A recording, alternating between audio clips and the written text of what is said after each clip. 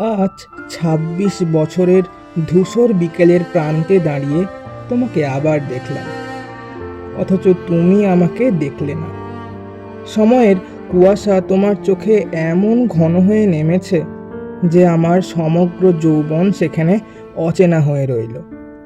আমি যে ছিলাম তোমার নীরব অক্ষর, তোমার নামের ভেতর লুকোনো অনুচ্চারিত স্বরবর্ণ, সে কথা তুমি কোনোদিন জানলে না।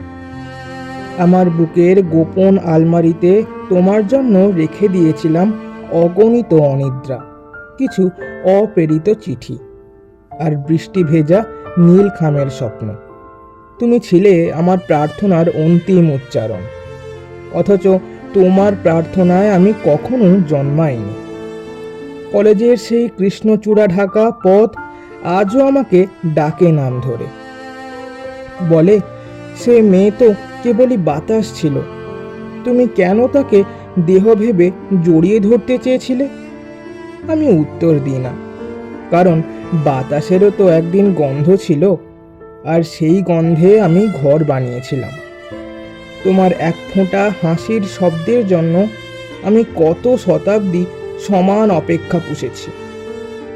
তুমি কি জানো, আমার সমস্ত উচ্ছ্বাসকে আমি শালিক পাখির মতো তোমার জানলায় বসিয়ে রেখেছিলাম, যদি একবার ডেকে ওঠো।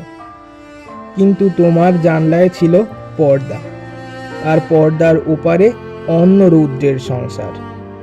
আজ যখন আচমকা পথের মোড়ে তোমার সাথে চোখাচোখি হলো, আমি সময়ের ভিখিরির মতো পুরনো একটি পরিচয়ের ভিক্ষা চাইলাম।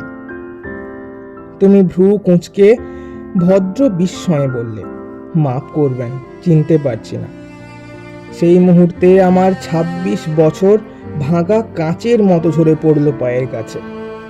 আমি দেখলাম আমার তরুণ বয়স রক্তাক্ত হয়ে ফুটপাথে পড়ে আছে, আর তুমি অচেনা শহরের যাত্রী হয়ে দ্রুত হেঁটে চলে যাচ্ছ।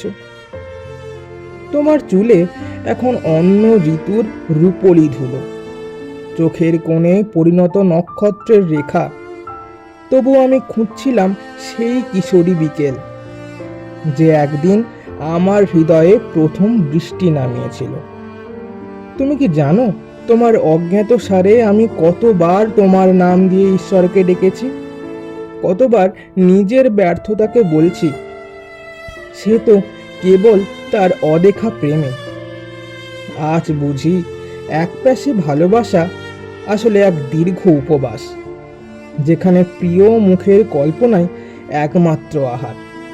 আমি সেই উপবাসে নিজেকে ক্ষয় করেছি, তোমার অচেনা সুখের প্রার্থনা করেছি, যেন দূর নক্ষত্রের মতো তুমি জ্বলতে থাকো। অথচ আজ তোমার চোখে আমি ছিলাম স্রেফ এক ভদ্র অপরিচিত। কি অদ্ভুত, তাই না? যার হৃদয়ে তুমি মহাকাব্যের নায়িকা, তার পরিচয় তোমার স্মৃতিতে একটিও অক্ষর নয়।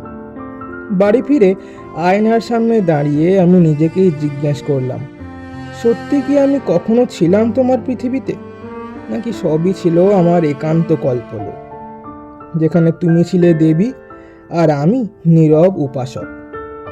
আজ এই গভীর রাত্রির অন্তিম প্রহরে আমি তোমার অচেনা হয়ে যাওয়াকেই আশীর্বাদ করি, কারণ চিনে নিলে হয়তো আমার ভাঙন দেখতে পেতে, আর সে লজ্জা আমি ২৬ বছরেও শিখিনি সহ্য করতে।